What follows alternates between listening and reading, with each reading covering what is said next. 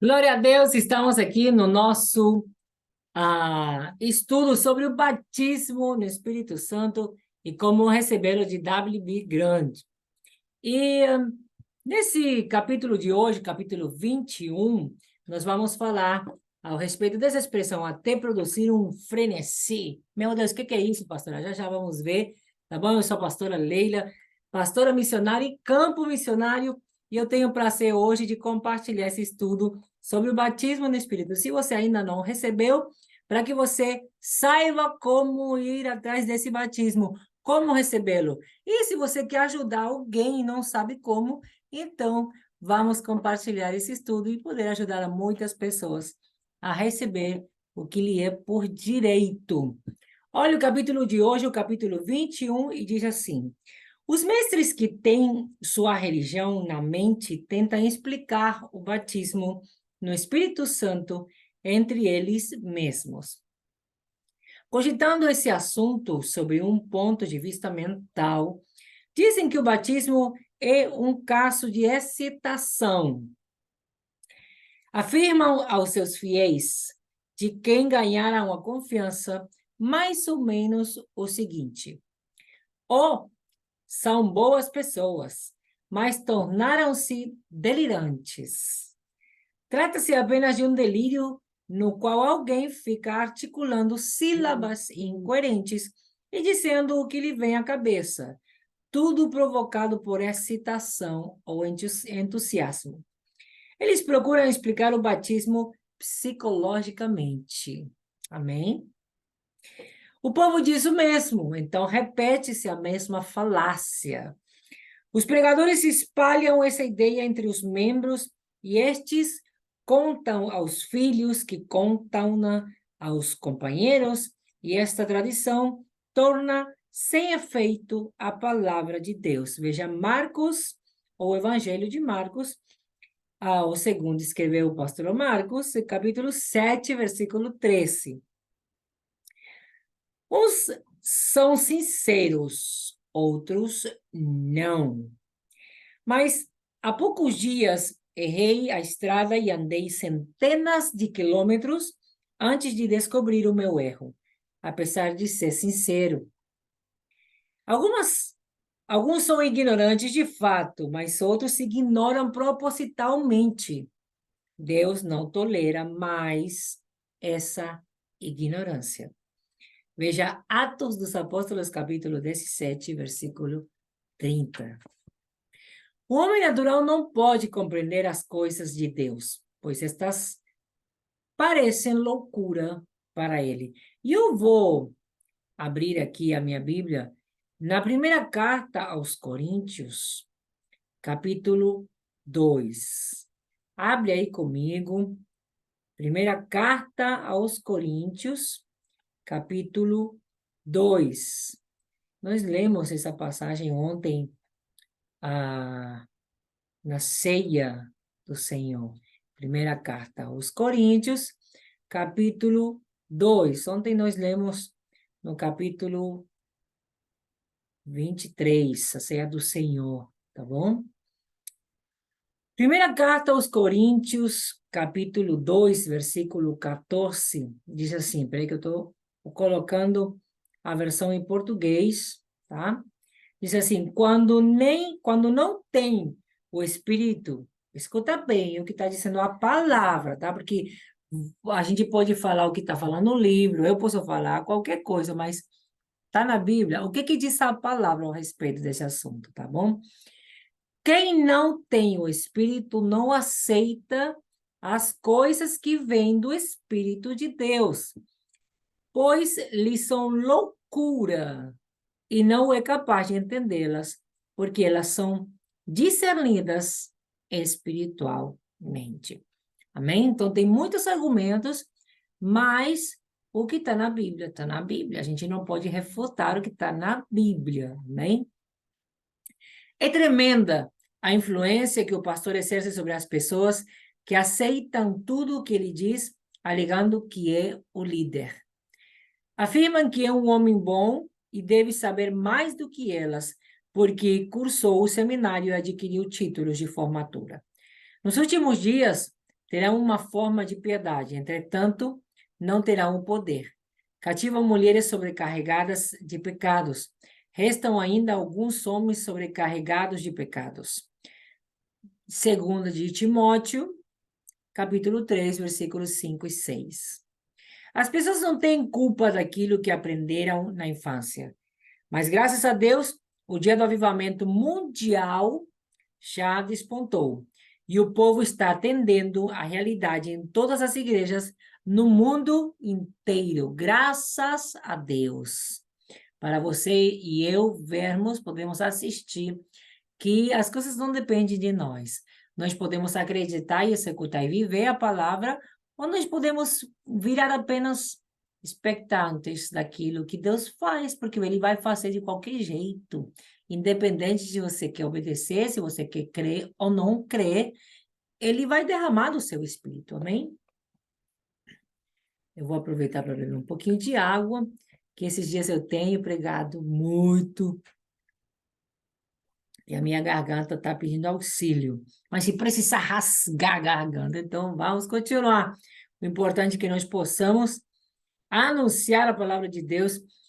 E então, continuando a nossa leitura, diz assim: o povo tem sido mantido em trevas e sob superstições por pregadores, sacerdotes e clérigos, dominados por preconceitos até não poder suportar mais.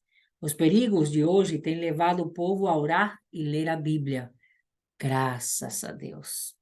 Os sinceros membros, mestres, pregadores de algumas igrejas inteiras estão compreendendo e recebendo a bênção.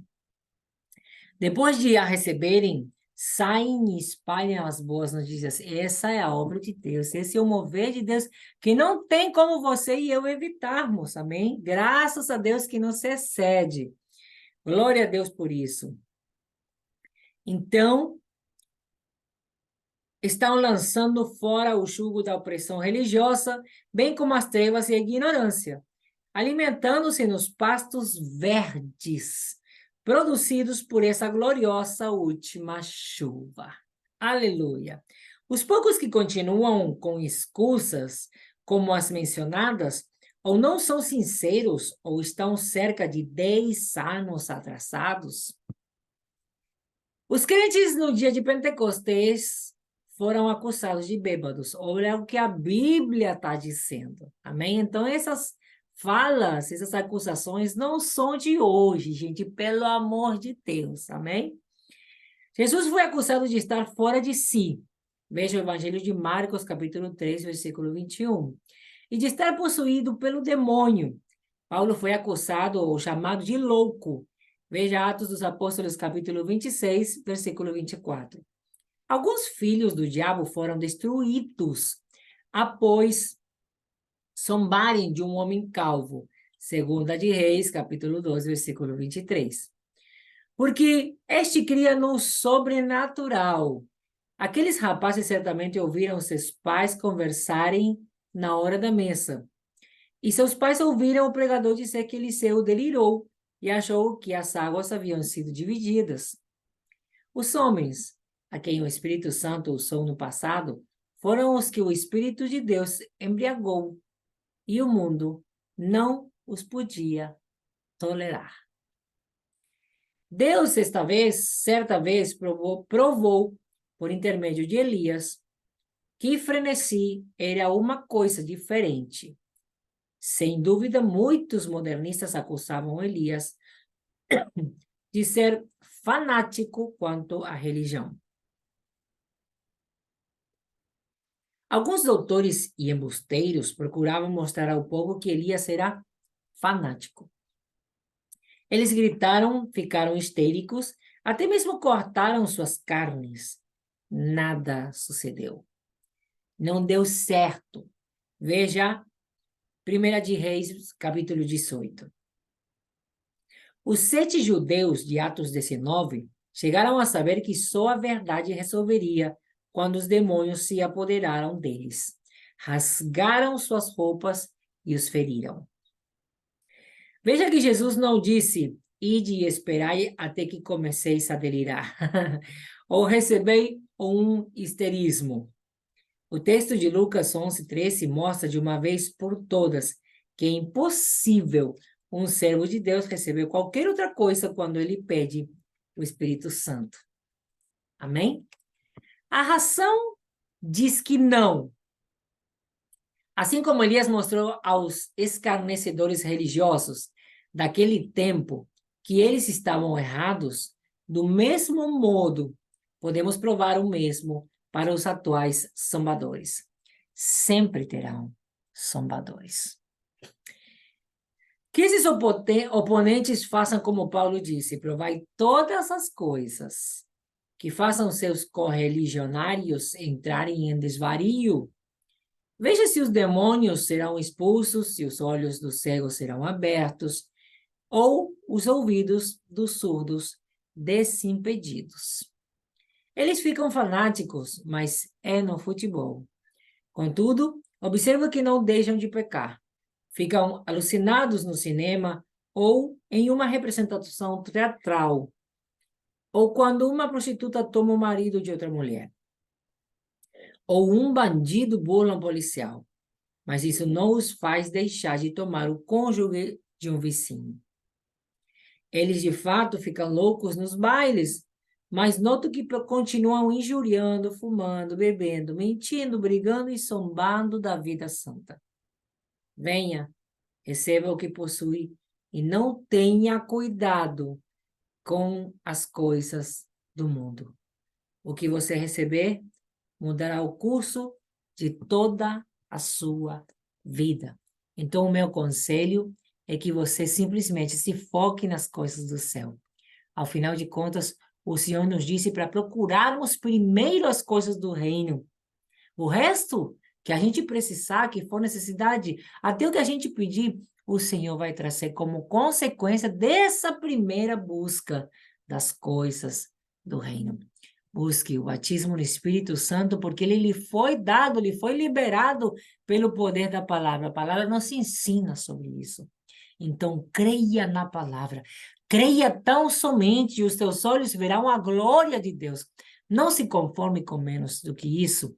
Eu profetizo sobre a tua vida uma mudança radical, uma sede, uma fome ardente pelas coisas do reino e que o batismo no Espírito Santo venha sobre a tua vida para te fazer transbordar da presença dele. Em o nome de Jesus, e que os teus olhos possam ver a tua glória, Senhor. Em o nome de Jesus. Eu te abençoo com toda sorte de bênçãos em Cristo Jesus, e eu declaro a vitória completa na tua vida, para a glória de Deus. Amém e amém. A gente se vê no próximo capítulo. Obrigado por nos acompanhar.